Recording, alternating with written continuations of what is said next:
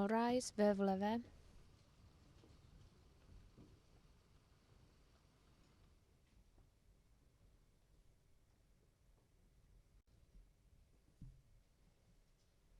Please be seated for voice vote.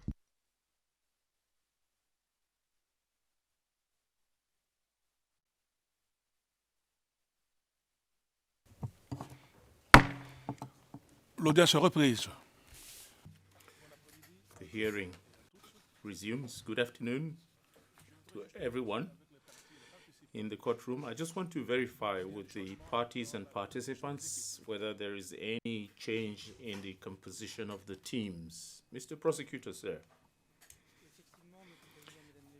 Yes, indeed, Mr. President, Your Honors, for professional and impending reasons, Mr. Prosecutor Karim Khan and the Deputy Prosecutor and Sandra Kushter have all had to go back to their offices, but the rest of the prosecution team remains the same. Presiding Judge, thank you very much, Mr. Duterte. Defense, any changes, Ms. Taylor? Thank you, Mr. President. No, we're the same. Thank you. Merci beaucoup. Thank you very much, Ms. Taylor. Legal representation of victims, Mr. Lunchvesita. Thank you, Mr. President. Our second field assistant, Madam Janine Ilunga Kapinga, has joined the team on the field, and I thank you, Mr. President. Thank you very much, Mr. Nsita. Without any further ado, I give the floor to the OTP for the continuation and end of the closing statements. Mr. Prosecutor, you have the floor. Thank you very much, Mr. President. Thank you, Your Honor. I will be done in about 30 minutes, maximum, hopefully. Before the break, we were looking at a non-exhaustive list of the new prohibitions and obligations that had befell, particularly women. All of these rules, some of which I have outlined, were disseminated within the population through the radio and through sermons at the mosques. One example among many others, Mr. President, Your Honor, Your Honors, is a sermon that took place at a mosque in Timbuktu in 2012, where Akbar al-Bara, an ACME preacher, specified what the behavior and conduct of women should be by saying the following, and I quote,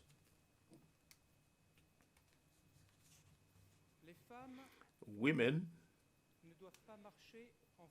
must not walk with any clicks or noises coming from their jewelry. They must hide their adornments and wear clothes that cover their entire bodies."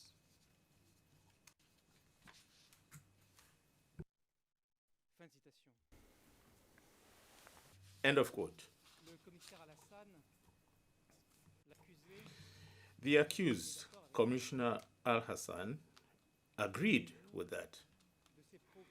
You may want to remember the video which I broadcast first today, that video which was recorded at the governorate in November 2012, where he stigmatized women who beautified themselves.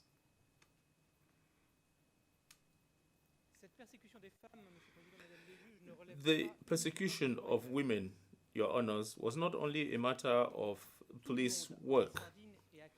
Everyone in Ansardine and Akmin was involved in it. Abu Zaid's instructions of August 2012 clearly speak to this point. Those written instructions were addressed to everyone, the police, the Hezbollah, and I quote, to all soldiers.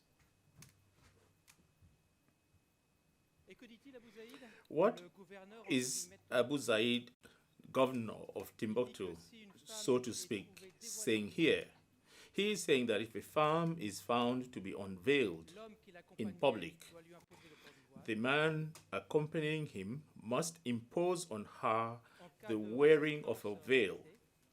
And in case of repeated resistance, therefore one could not object to it, her guardian had to warn her, and if she repeated the offense, then the tazir must be applied. In other words, Abu Zaid, the head of Kadiba Acme, did not prohibit violence against women. Instead, to the contrary, he institutionalized it and simply satisfied himself to institutionalize and regulate it following the multiple abuses against the people of Timbuktu and the attendant complaints from the population that ensued. Women were subjected to harassment on a daily basis. They were hunted down in the streets, in the schools, in hospitals, and sometimes even in their own homes, as has been testified to by a number of witnesses. I will soon be showing you an example of this ongoing monitoring or control that women were subjected to. This will clearly illustrate the harassment to which they were subjected. I'll be showing you a video of 5 October 2012 where you can see 2 members of the Islamic police riding aboard a motorcycle and stopping next to a woman who was trying to sell a few items in order to earn a living. They urge her to put on her veil properly. And the girl who was nearby, 8 or 10 years old, was also wearing a veil. I'm referring here to item 106 of the prosecution list of exhibits.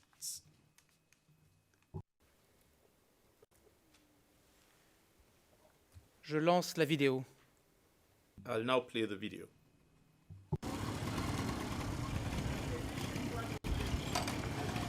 La moto s'arrête près de la femme dont j'ai parlé. As you can see, the bike stops next to the woman whom I talked about, and she covers herself up.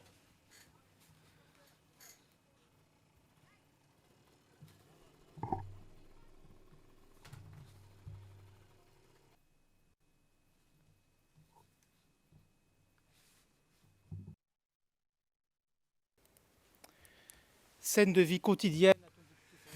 This was a daily occurrence for women in Timbuktu, Mr. President, Your Honors.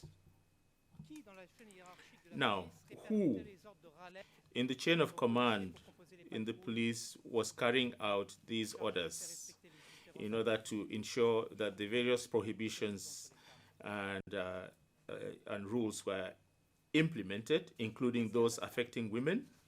Well, it was Hassan.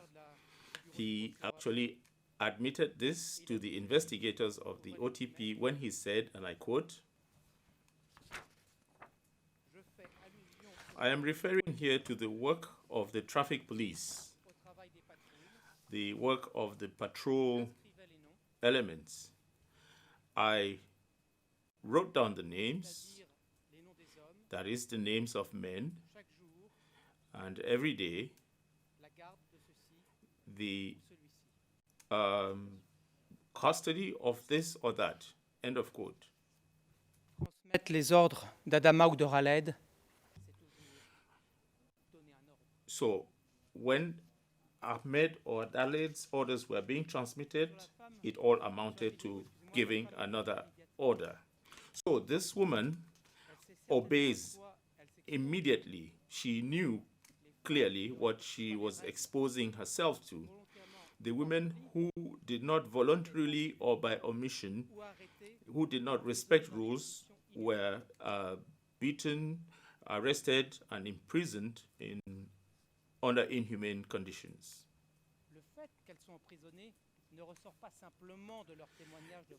The fact that they were imprisoned is not simply apparent from the testimonies you heard before this court. It is actually confirmed by the first head of the Hezbollah himself. I'm referring here to Mr. Al-Mahdi alias Abu Turab, who said in an interview which is easily accessible on the internet on September 20, 2012, which is when he spoke, he said the following, and I quote,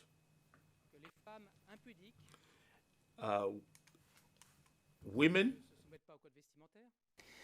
who do not respect the code of attire would be summoned by the Islamic police to return to their homes and to dress up decently before going out.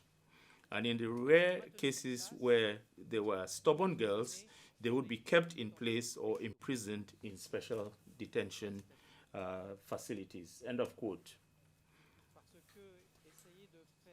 You see, when one tried to avail themselves of their fundamental rights and liberties, that would be referred to as being stubborn, Mr. President, Your Honors. The reality is that many women were very commonly held in detention. For example, during Adama's time, and at the behest of the police, Adama, by the way, was removed from his functions because he had arrested Arab women and not Bambara women.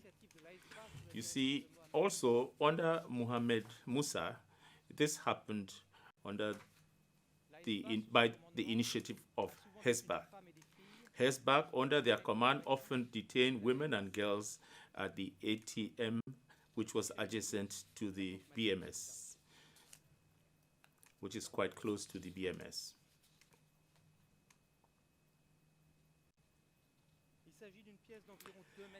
This location is actually a room of about 2 square meters, which was transformed into a cell, and where women could have been held in several numbers, including pregnant women. And I'm referring here to the testimony of P0699. Some of these women remained for days under excessively hot temperatures of above 40 degrees in Timbuktu. They had no access to food and health, and even to any charitable donors. I'm referring here to P0608, who, while going by, was asked to provide help to women who had been determined, and the help was not provided by the Islamic police, but by a local inhabitant. These women lived under deplorable sanitary conditions.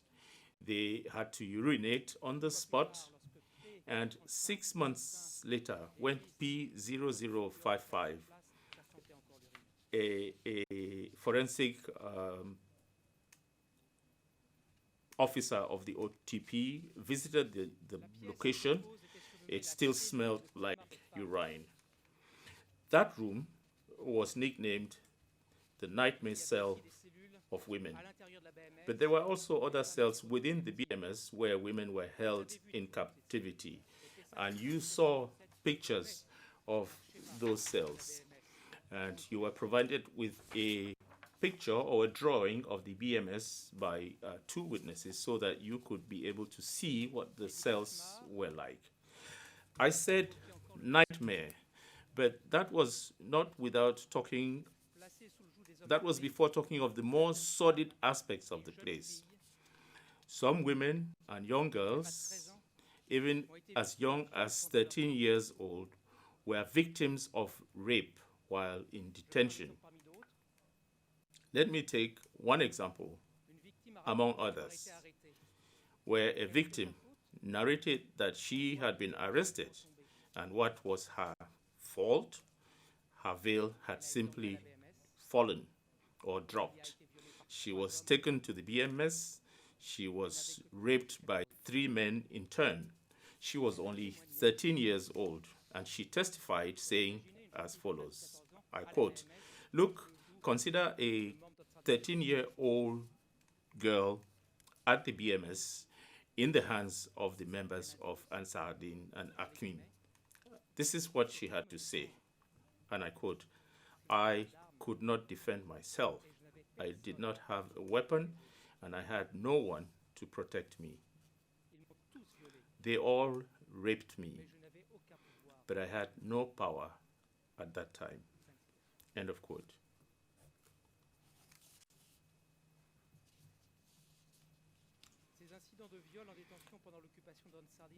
These incidents of rape during detention by the Ansar Din are not isolated or individual acts, as we have been given to hear the defense say or claim. Witness P654, a well-informed witness, pointed out that people were saying that in most cases, girls who were detained, and I quote, were raped by the combatants, end of quote.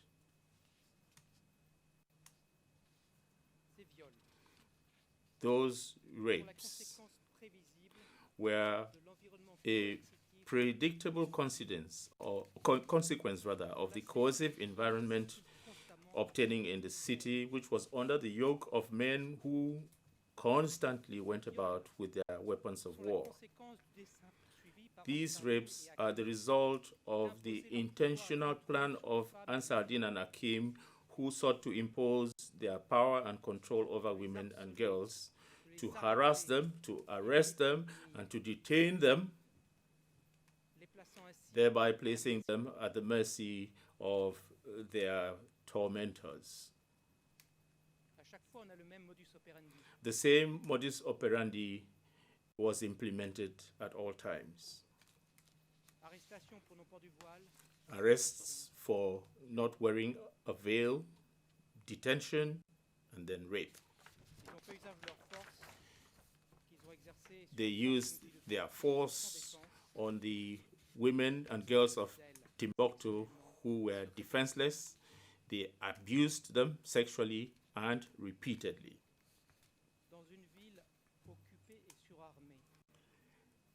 In a town which was occupied and over-weaponized, where women were discriminated against, where women were hunted down and detained without any judicial control and under the exclusive custody of men who believed that they were the masters of the city, it is clear under these circumstances that every woman or young girl in detention was exposed to the risk of rape occurring in the normal course of events. It is the leaders of Ansar Din and Acme who knowingly set up this repressive system which made it possible for these crimes to take place. They created a coercive environment. They set up various organs, such as the Islamic police, in order to exercise their power and control over the people.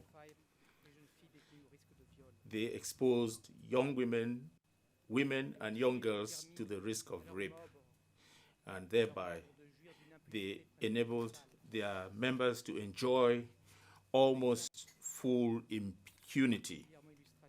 I will take one example to demonstrate the point. only one policeman was convicted after a rape, but it must be stated that he was not convicted for rape, but rather for adultery. The judgment is in our hands. It is of the 27th of August 2012, and it is in evidence. You have read it, and this completely annihilates the situation of the raped young girl. It can therefore not be said that the Ansar-Din leaders were not aware of this and that these were a post-factum conflict as depicted elsewhere. On the 6th of October 2012, the women and girls of Timbuktu demonstrated to express their anger and to denounce the abuses committed by Ansar-Din and Akim members upon them. Some 200 women and young girls from Timbuktu gathered on that occasion and called for the departure of Mohammed Musa, as well as an end to the wearing of the veil and the closure of the women's prison. Once again, who is it that set up the police to control this demonstration? It was Hassan. And we know this through a witness of the Islamic police who provided evidence on this point.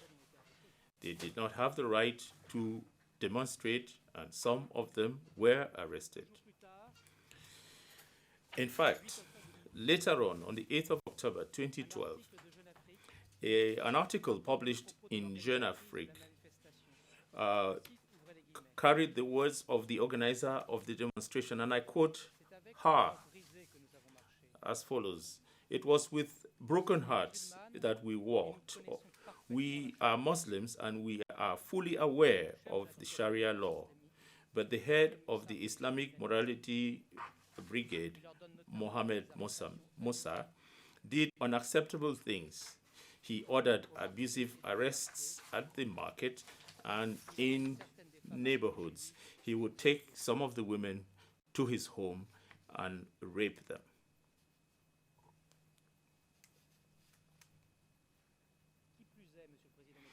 Furthermore, Mr. President, Your Honors, the Crisis Committee, which represented the inhabitants of Timbuktu, also reported this phenomenon to the leaders of Ansar-Din and Akim, as we can see in the testimony of a prosecution witness who appeared before your chamber. The witness specified that a member of the crisis committee talked about the case of a woman, and I quote, "who had suffered immensely that night because of the heat, and she had been sexually attacked, and she had, in general terms, been harassed," end of quote. In other words, the existence of rape is something that Akim and Ansar-Din were fully aware of.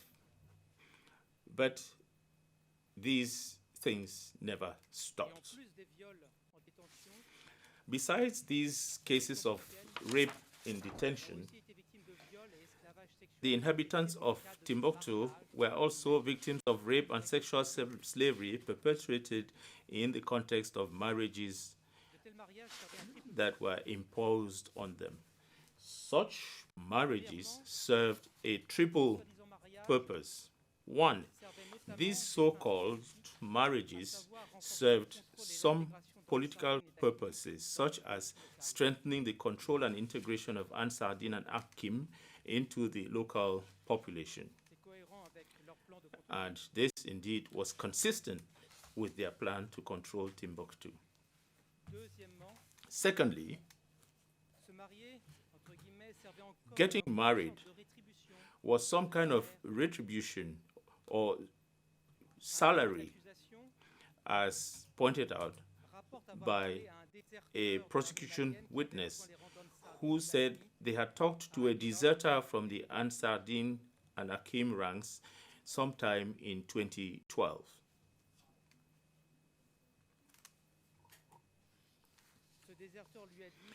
That deserter told him, and I quote the following. It's in English. You get a wife. Fin de citation. End of quote. That deserter also told him that Iyad al-Khali had given him a wife or a woman himself. Thirdly, as another witness testified, Ansar Din and Akhmin encouraged their members to marry local women and girls in order to meet and satisfy their sexual needs. According to their ideology, sexual relationships could not be enjoyed outside of marriage. So these marriages became a cover, a smokescreen to legitimate the rape of women and their sexual enslavement. And as we all know, these were not arranged marriages. They were forced marriages. And I think we can refer to the Ongwen case, which the chamber is fully familiar with.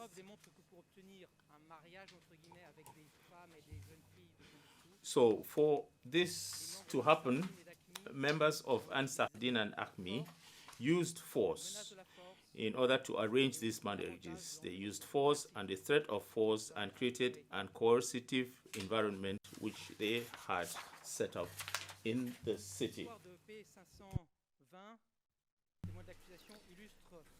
The situation of P620 speaks to the use of force. This is a prosecution witness.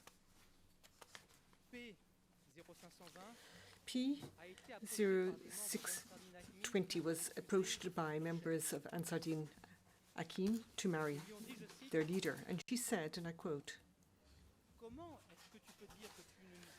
"How can you say that you do not love us?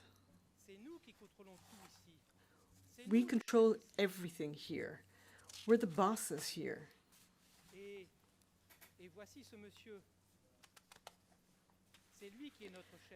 And here, this gentleman, he's our leader, and he says that he loves you." End of quotation.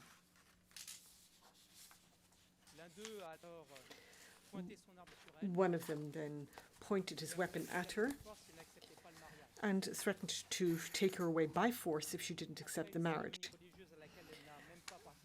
After a religious ceremony in which she did not even participate, P620 was put in their vehicle and taken by force.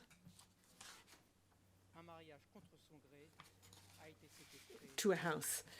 She was subjected to a marriage by force. She was locked away and she was raped.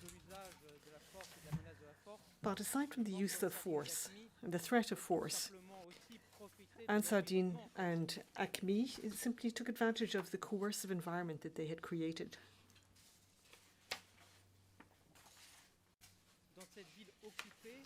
In this city, which was under occupation, there were men who were armed to the teeth and who would go to the houses of civilians, poor civilians, and demand to marry their daughters. You have evidence of that in the case file. So who, under such circumstances, would believe that the women of Timbuktu and their family were freely consenting to this? For example, after witness 620 and her father refused the marriage proposal, members of Ansar Din and Akim persisted and kept visiting them in their home. P620 said, and I quote, "We were obliged to cede because and I quote,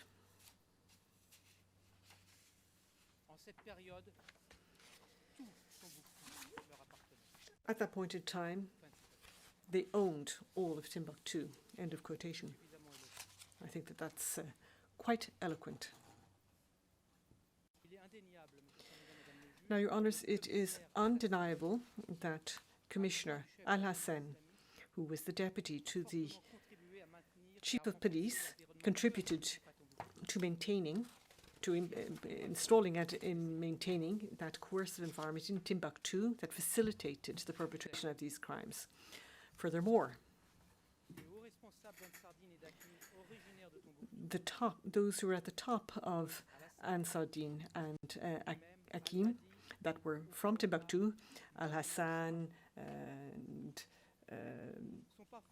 Mohammed Musa, for instance, and Al Mahdi himself, Huka, would also act as intermediaries to establish marriages between the local women and members of the two groups.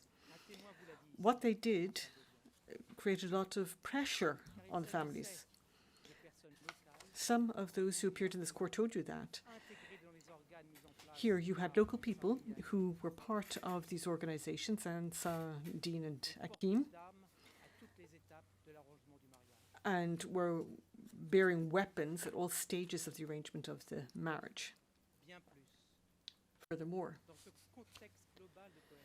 in this context, this overall context of coercion, Ansar Dine and Hakim encouraged such marriages, knowing full well the circumstances. First of all,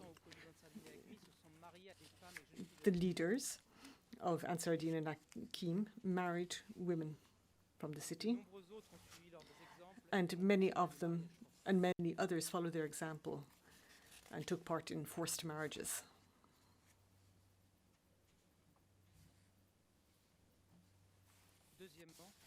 Secondly, Abu Said, the so-called governor, and Yahya Abu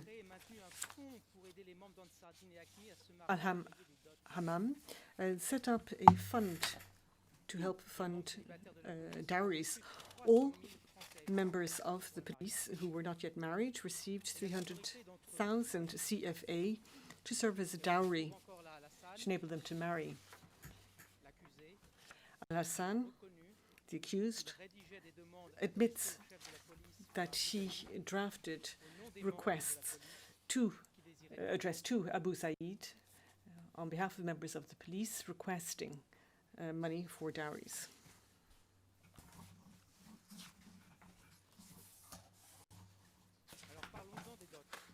So let's talk about those dowries. Well, P0538 declares they came one night with 25,000 francs, which they threw at my father, saying that it was the dowry. So, quite obviously, none of this is consensual. In many cases, there were a sort of marriage ceremony. However, members of the family of the supposed bride were not present. These were shams. Other women were simply abducted and treated as wives.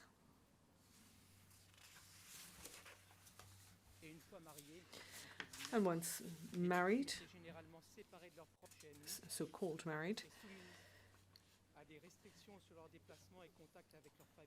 they were separated from their loved ones and friends and were subjected to restrictions on their movements and contacts with their family and friends. They were obliged to have sexual relations with their so-called husbands. And to practice, these women were forced to have sexual relations not only with their so-called husbands, but also with other members of Ansar Dine and Hakim. For example, after P538 attempted to run away from her husband, she was locked in and raped by 4 different armed men. And in fact, it was the husband, the so-called husband, who ordered the gang rape to punish her. P 0538 said, and I quote, "It was he himself who said to his companions that as I had refused to marry him, they should treat me accordingly." And so it was, and that each of them should pass one by one and treat me as if I was nothing. End of quotation. His men told him that the city, that they owned the city, and that it was they who were running the city, and that they would do what they wanted, and that is what they did. End of quotation. Now, some women fell pregnant further to these forced relations and gave birth to a child. Others had abortions. In both cases, there was a resulting stigmatism on their family and on them in society. And unlike true marriages, these so-called marriages proved to be short-lived. Some women were divorced after only a few days or weeks. And here I would refer to P520 and P610. And more generally, these women were abandoned when Ansar ad-Din and Hakim fled Timbuktu towards the end of January 2013. So these short-lived marriages and the fact that the women were abandoned clearly indicate that these were pseudo-marriages, obviously unwanted by the women of Timbuktu, and that these women had been the victims of sexual predation. Your Honours, the various prohibitions and bans enforced, the various types of violence perpetrated, the arrests, the forced marriages, the rapes, and in general, all the measures restricting fundamental rights and liberties which targeted women amounted to a veritable campaign of aggression and oppression of women.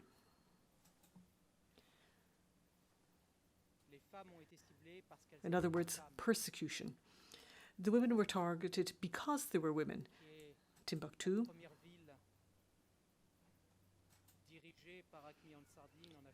which was the first city run by Ansar ad-Din and Hakim in Africa, is a perfect case of persecution based on gender.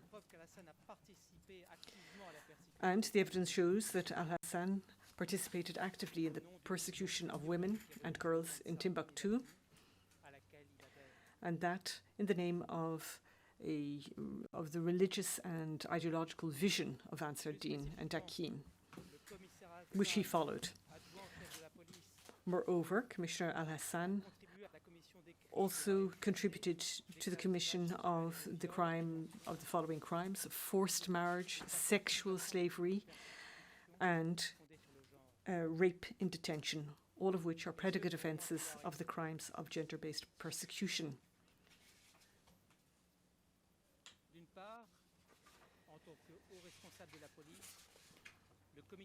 And this for 3 reasons. First of all, as he was at the head of the police, Al-Hassan contributed to maintaining and reinforcing the coercive environment in Timbuktu.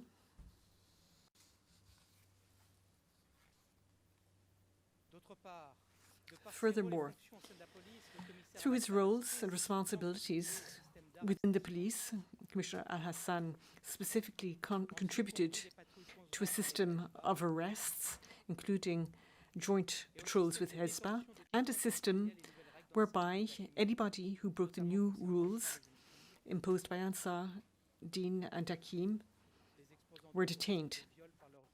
And that included women and girls, thereby exposing them to the risk of rape by their jailers. He knew that the jailers were men only. He admitted that. Commissioner Al Hassan also assisted members of Ansar Dine and Hakim to marry with local women, knowing very well the context of occupation of the city, and that the women of Timbuktu and their families had no choice or were unable to refuse the marriage proposals. Al Hassan, therefore, was responsible for sexual crimes and gender-based crimes as charged. This persecution which women endured, Your Honours, this persecution which they endured over months is symbolic of the persecution of the whole population of Timbuktu as a whole. The persecution of the women of Timbuktu affected the entire community. Any resident of Timbuktu would have a mother, a sister, a daughter, or could have a mother, a sister, or daughter who had endured the severity and violence of the occupiers. When one strikes your wife in front of you, your sister in front of you, imprisons them, and you can do nothing. When your own mother is struck in front of you, you can't say anything because you are unarmed, and thereby you lose your dignity too.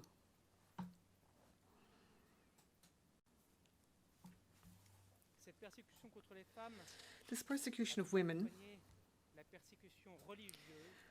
went hand in hand with the religious persecution of the inhabitants of Timbuktu that I described earlier today. So the persecution was twofold, in other words.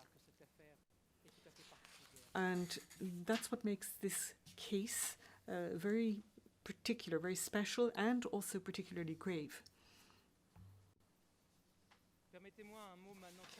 Now, if you allow, I'll just say a word about the mausoleums which are covered in the charges. These mausoleums were the pride of the city and were destroyed due to religious persecution. This is an example of religious persecution.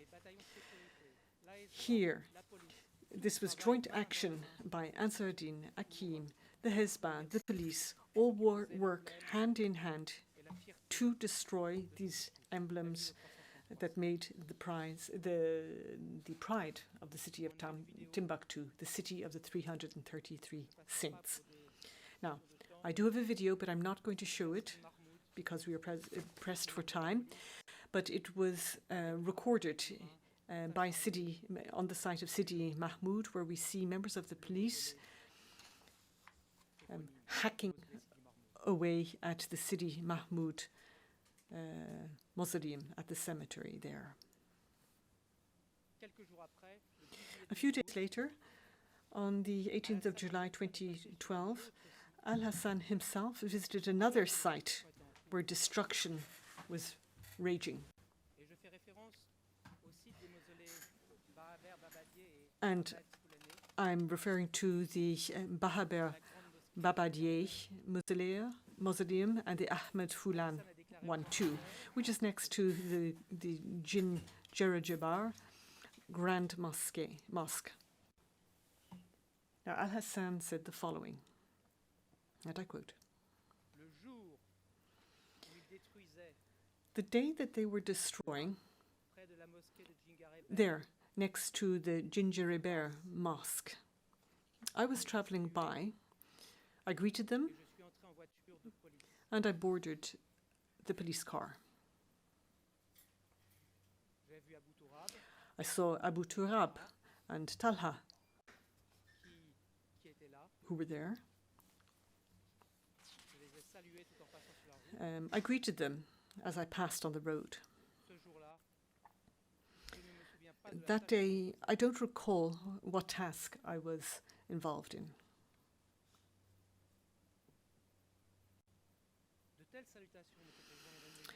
Your Honours, the fact that a member of the police, such as Al Hassan,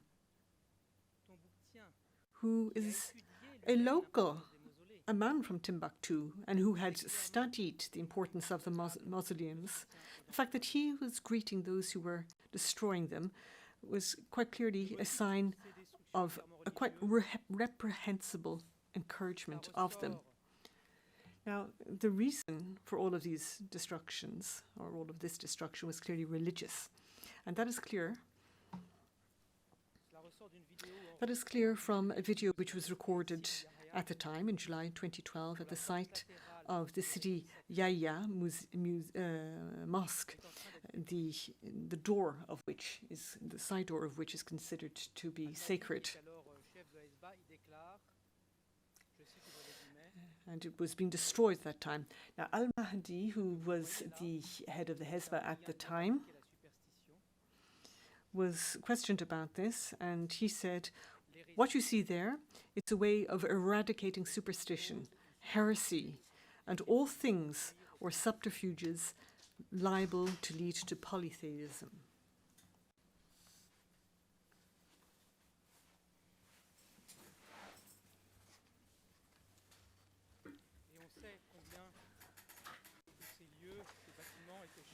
And we know just how precious these sites and these buildings were to the people of Timbuktu.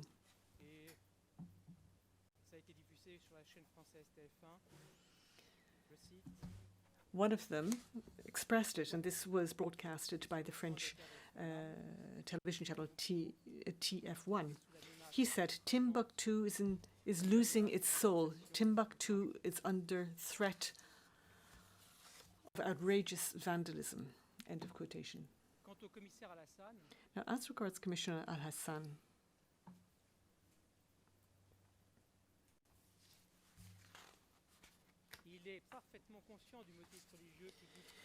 he was perfectly aware of the religious motivation of all that Ansar al-Din was doing and Akim was doing throughout the campaign against the residents. In an interview dated the 30th of October 2012, Al Hassan stated in Arabic, and I'll quote the French translation, and I quote, the law of the infidels has held hold for 120 years in Mali. Now these 120 years are over. A black page. We must apply Islamic law here and defend Islamic law to our death.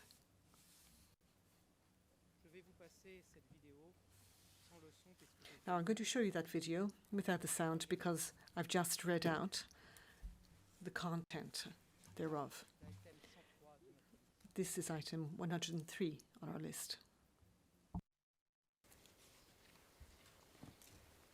الحمد لله عارفين الشريعة الله سبحانه وتعالى إلا 120 سنة شريعة الكفار موجودة من دخول فرنسا 120 ولا 122 سنة في الجهات المالية. الآن 120 سنة هذه خلاص خليها يعني ورقة سوداء علينا إن شاء الله نطبقوها نطبق الشريعة الإسلامية وندافعوا على الشريعة الإسلامية إلى الموت.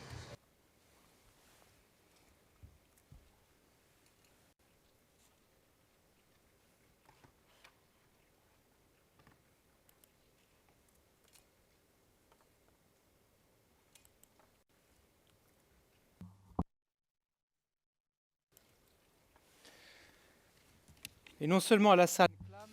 So, not only does Al Hassan make proclamations, but he also makes demands. At this juncture, allow me to return to a point which was made by the Deputy Prosecutor this morning. As he said to you, this case is not a case against a religion or against Islam. Absolutely not. It is a case concerning a matter of manifest persecution, whereby one community was subjected to unlawful rules that are foreign to it.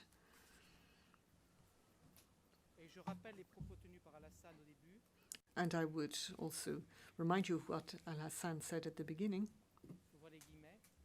I quote, "These punishments were new to the inhabitants. They'd never seen their like before." End of quotation.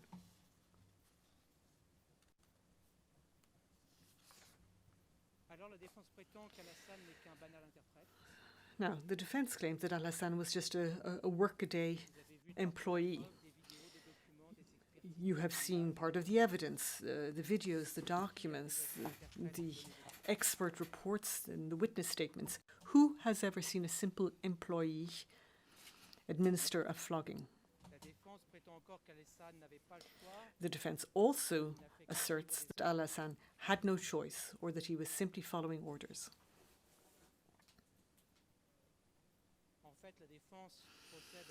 In fact, the defense has presented a kind of mix of different grounds for precluding criminal liability,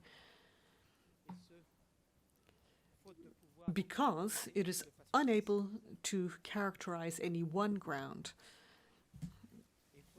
clearly and precisely, and it is unable to produce factual evidence to support its allegations. The reality, Your Honours, is that Commissioner Al-Hassan was a zealous man. He climbed the ranks. Quite clearly, he was ready and willing to participate in persecution of the local population. So zealous as to play the role of rabble-rouser, reading out a text prepared by Ansar-Din and Hakim, and I'll read out a French translation of that. And here he's referring to the offensive, the southbound offensive.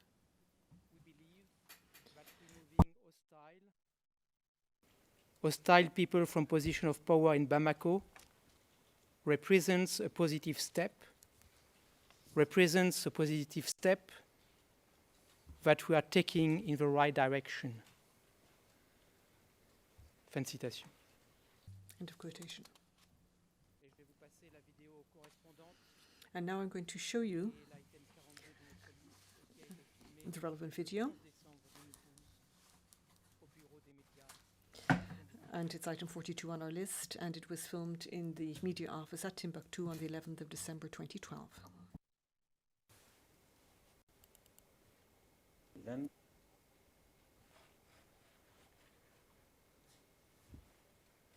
Si je peux, j'élargis. I'll just try and enlarge the image for you. إزاحة أصحاب المواقف العدائية من مراكز الحكم في باماكو يعد خطوة إيجابية لنا في الطريق الصحيح.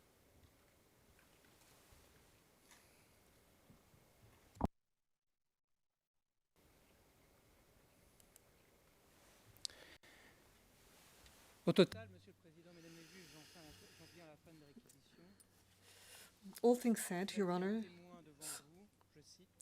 as a witness said to you, and I'll quote, "The main tasks at the time, such as managing the patrols in the city and organizing the traffic and also organizing the external patrols, all of these tasks were assigned to Al-Hassan.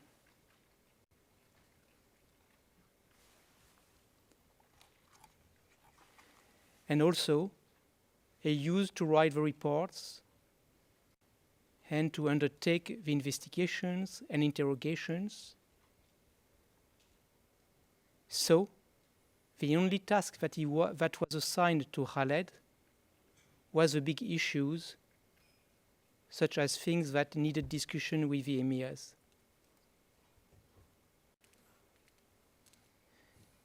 So that is the only difference between Al-Hassan working as an assistant of the commissioner, and when he was working as the commissioner himself, because he was able to discuss things directly with Abu Halaman.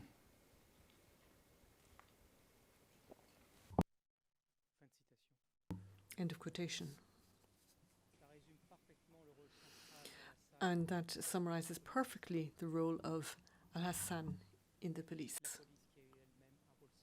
The police itself having a central role in the religious and gender-based persecution which took place in Timbuktu from April 2012 through to 2013.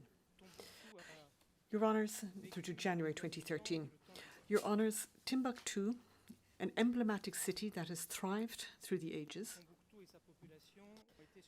Timbuktu and its inhabitants, through abhorrent oppression, were driven to the verge of losing its soul.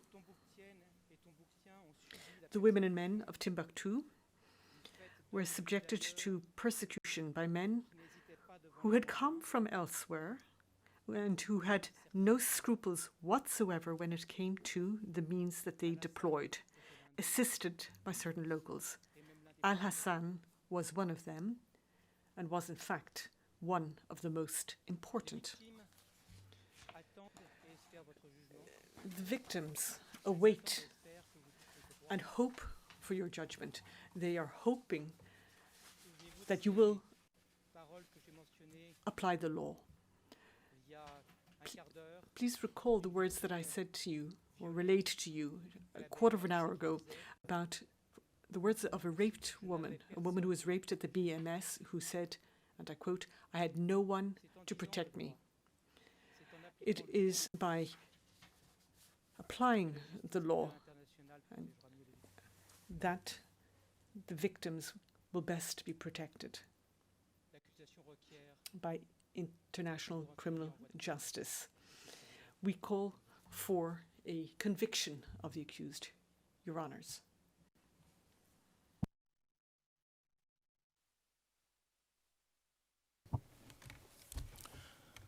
Merci beaucoup. Thank you very much, Mr. Duterte. I thank the Office of the Prosecutor for the closing statements, exhaustive and concise as it was, particularly as it respected the time frames we had set for them. And we still have a few moments to spare. Now I turn to Mr. Sita, whether he is ready to proceed immediately. Thank you, Your Honor. Thank you, Mr. President, for giving me the floor. We had been informed that the OTP would take up the morning and part of the afternoon, and that we may be called to address the court this afternoon. But we noticed that things did not develop as planned. We have taken note of the very detailed statement by the Office of the Prosecutor, and for this reason, we are going to have to do an in-depth review of our own statement in order to avoid any repetitions. The prosecutor has delved into many issues pertaining to the victims in Timbuktu, and so because we did not have the last part of that statement, we would need to review and revise our own statement. And for these reasons, we are asking the court for leave to start tomorrow. And we hope to be done by the first session tomorrow morning. In any event, we are in the hands and the wisdom of the court. But if you decide that we should proceed, we will do so working within the parameters that you would have set for us. Thank you very much. Merci beaucoup, Maître Sita. Je vais consulter. Thank you very much, Mr. Sita. I will confer with my colleagues.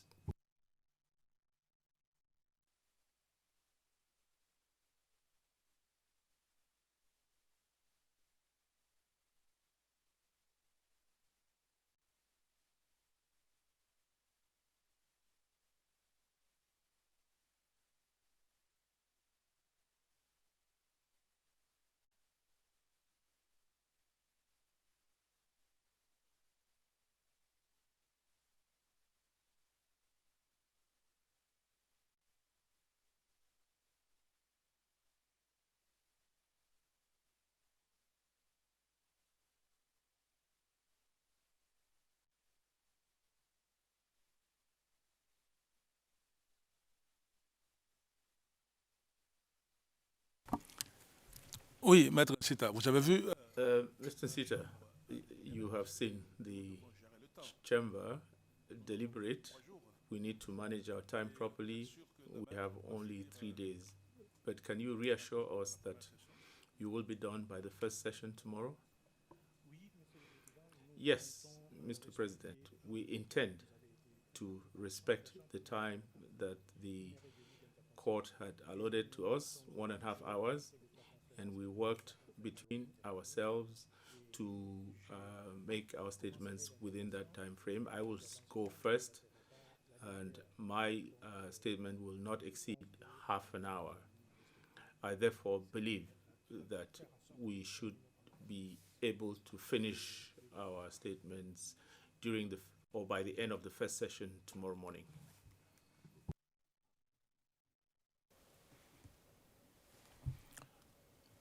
très bien. Very well. In those circumstances, the chamber therefore grants you permission to start your closing statements tomorrow morning at 9:30. Seeing no further request for the floor, we shall adjourn the hearing for today. Do I see anyone wanting to take the floor? I don't see any. So, as usual, before we end today's hearing, I would like to thank you once again, the parties, the participants, our public in the gallery, our stenotypists and the interpreters, as well as our security officers. I wish you all a good evening. See you tomorrow at 9:30. We shall adjourn now. All rise, veuve lever.